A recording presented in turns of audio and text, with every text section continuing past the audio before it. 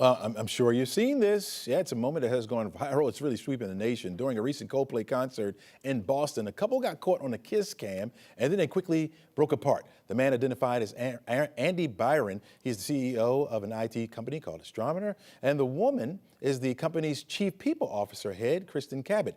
Now, this prompted Coldplay, the lead singer, Chris Martin, to say either they are having an affair or they're very shy. Could be funny, right? But not for the families, right? Byron and Cabot are each married to other people, all right? Byron has since resigned from the company as CEO, and the moment has reignited discussions about workplace ethics, privacy rights, and how social media amplifies personal events. With us now is Lauren Jackson, a life coach and dating coach. A life and dating coach and founder and CEO of mental health practice Cultivate Your Essence. Welcome to the show. Hi, thank you for having Are me. you ready for this? Let's get to this thing. I'm putting my mental health therapist hat to good use with this Okay. story. So, yes. All right. So we've been diving into this incident and since it first took place. It's all over social media now. People have been mimicking it, redoing it, even at sporting events and so forth and so on. Let's start with your first reaction when you saw this. What did you think? You know what? I think what made it worse was the fact that they amplified it by their reaction. And if you notice, both of them knew they were in the wrong. But the problem was, even in a romantic relationship, he wasn't even there to protect her in that moment. So, again, when you're thinking about superiority versus her role, there is a power dynamic there that shows I'm going to save myself at all costs and I'm going to leave you to the wolves. And this is a perfect example of that. Whoa. All right. So, the woman hit her face, the man ducked down, the band even made a joke of it. This is a public place, right? hmm And so, I mean, do you think they thought they could hide from people? I mean, they got caught on camera, obviously, but this is a public place, right? Well, yes, but if you look at how their body language was, they had been used to doing this in public numerous Mm, times. good That's what point. I'm assuming at Good this point. Good point. point. But also too, let's think about it. What's the chances that you are going to end up on the kids cam now? There's a 50-50 there chance there. But if this has become a normal behavior, why would you think anything different? Mm. And it seems as though this isn't uncommon practices within the company because there seems to be some allegations even around, is this his first time messing around with somebody in the company as well? So if there's a mindset there that's stating that I am in leadership, I am the CEO, I can do pretty much what I want, but this is the first time I'm being held accountable and on such a public platform. Yeah. Now it's actually giving me the chance to think, oh, well, I could possibly get caught on a bigger stage. Mentally, talk to me about public shame. Like, obviously they were mortified, right? She turns Yeah. around, she's covering her face. He ducks all the way down, trying to hide. Mental shame, what does that do to us? Well, here's the thing about shame, because I think sometimes when we look at it, it definitely can be used as a tool to manipulate, right? But also, it's a way of holding a mirror to your actions. You can't run away from everything. So now you actually have to confront the very things that you thought was going to be hidden in the dark. So the more you're actually being hit with my actions are now having a global impact. Because and when I say global, let's think about it. It's not just the families that are Hmm. impacted, Hmm. it's the whole company's Right. culture within that, right? Hmm. So now there is a whole thing about I have to resign. Now we have to think about how is this going to impact the company culture? How are employees going to work?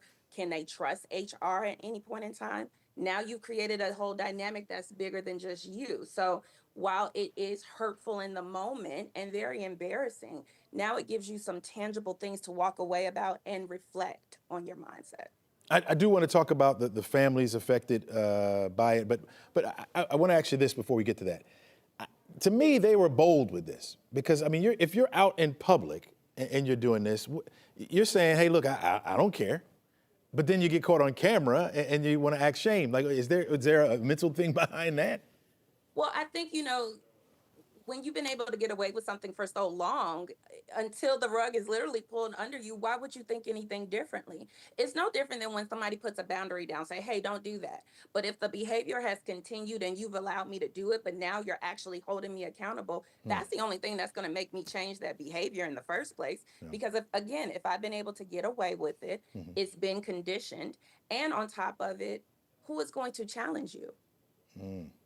Well, You Coldplay know, now, from right? a corporate standpoint, even if you're thinking about it from a family standpoint, I'm sure this isn't the first time. Wow. So talk to me about the families that are affected by this. What's the first emotional step to take there if you're the spouse at home and you're watching this obviously online, or you're seeing it for the first time, or even one of your friends show it to you? I think the first thing you just have to do is just allow yourself to be with the emotion and just process, because there's a grieving process that's going on here, right? First, there's the initial shock of, is this really happening? Then this the everything is setting in. Then on top of it, because social media has amplified it at that point, do what you need to do to protect your own emotional boundaries from that standpoint, right? So it may be, hey, I'm going to turn off all my notifications. I'm going to log off of social media for a little bit. I'm going to talk to my mental health therapist. I'm going to talk to my family, or I might just need to remove myself from the home just to be able to process it. Or I may not need to talk to you or even want to see you for a while, because now I have to come to terms with, emotionally, I am challenged to do something that I may not have been prepared to do in this moment. Yeah. So now I'm trying to kind of gear myself up just to, one, again, I have to stress this because a lot of times we don't think about it. Grieve. Hmm. Grieve what was, grieve the relationship, grieve the embarrassment, grieve the idea of, I said vows to this person. Hmm. And this is how I was betrayed on a, again, on a global stage. Yeah. Let's take the cheating out of it for a moment. Typically, at least me growing up, I heard you should never date where you work, right? Talk to me about those relationships, romantic relationships at the workplace. Is that just a bad thing to do, or can it work? Well, I think it can work because you got to think about it. Where do we spend majority of our time as adults? In the workplace. So it isn't going to be something that's uncommon for you to date. However, there needs to be boundaries and there needs to be a understanding of what that company culture says about dating in the workplace, right? Hmm. Because again, there's a power dynamic in this particular situation.